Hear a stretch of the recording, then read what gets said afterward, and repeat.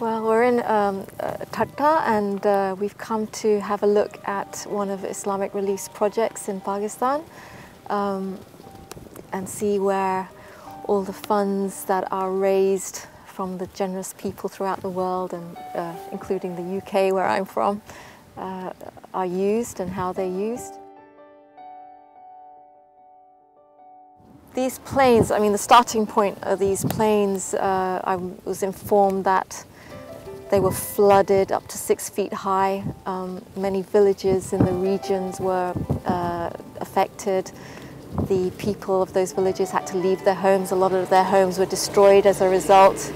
Not only their homes, but their livelihoods as well. They lost their crops, they lost a lot of their livestock.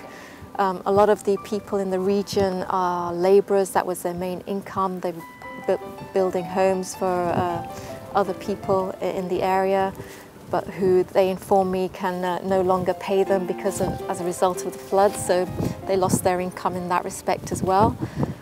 So really these people's lives were just turned upside down as a result of a natural disaster.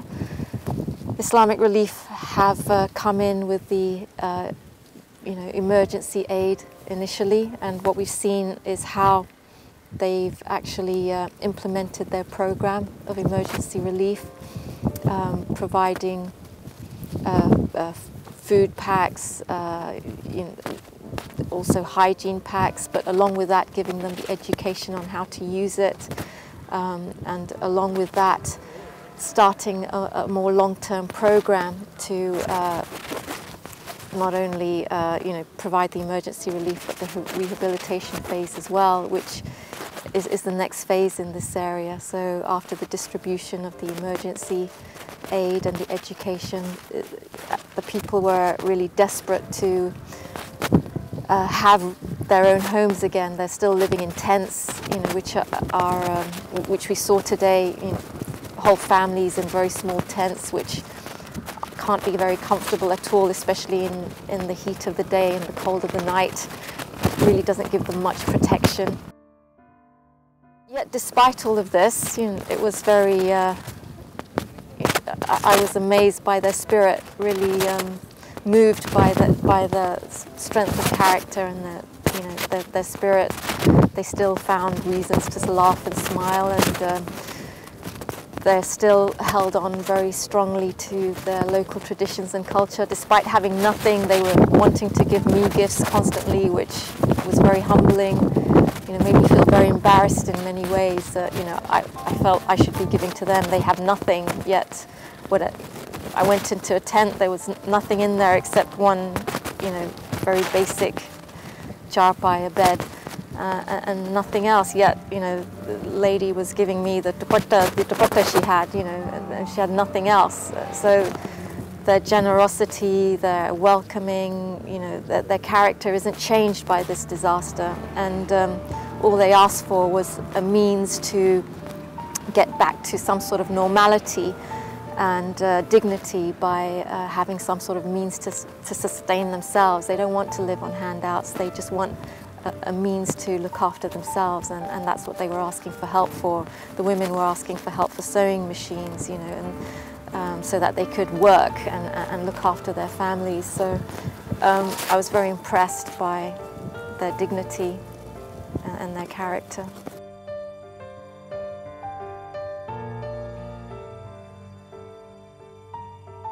I brought with me here Shalina, my daughter.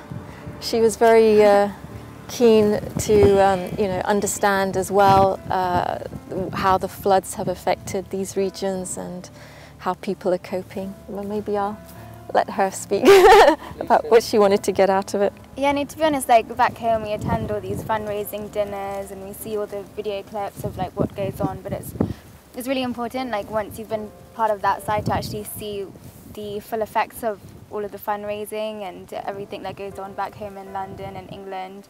And to be honest, I thought, okay, was coming here would be, you know, quite depressing and, you know, miserable to see the situation, but in a way it's actually been really uplifting to see the attitude of the people, that they're really motivated to, you know, get back to how they were before, and even better than that, that they're wanting to work. They're not just looking to, you know, live off, like Mum was saying, the handouts. They're actually wanting to do something for themselves and, you know, sustain their own lives, rather than just asking. They weren't asking for money, they weren't asking for it to be like, you know, a charity case for the rest of their lives. They were wanting to like rebuild their own lives and wanting to work and actually like make something of themselves, which is really nice.